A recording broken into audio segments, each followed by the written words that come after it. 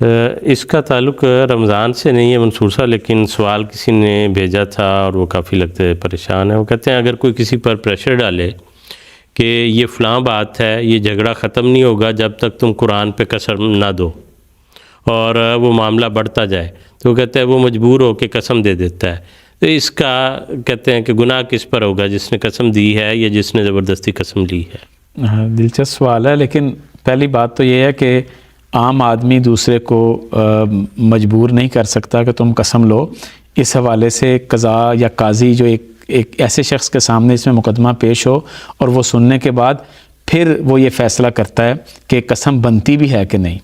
اس حوالے سے حضرت صلی اللہ علیہ وسلم کی بنیادی ایک ہدایت موجود ہے کہ البینۃ علی المدعی، کہ جو دعویٰ کر رہا ہے اس کی ذمہ داری ہے کہ وہ ثبوت پیش کرے. جب وہ شخص ثبوت پیش کر دے گا تو قسم کی ضرورت نہیں ہوتی.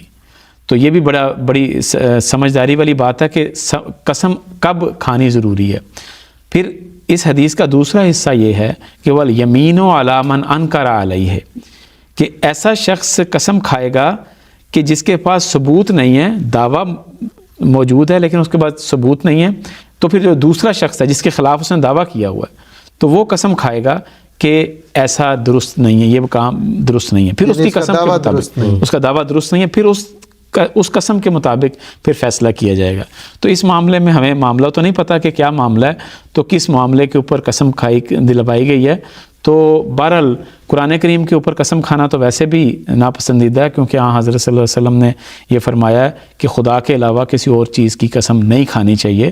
اور فرمایا کہ بعض لوگ اس زمانے میں اپنے باپ کی قسم کھا لیا کرتے تھے یا اپنے بچوں کی قسم اس طرح کی. تو آسان فرمایا کہ نہیں، قسم جو ہے وہ اللہ تعالیٰ کی ہی کھانی چاہیے. جزاک اللہ.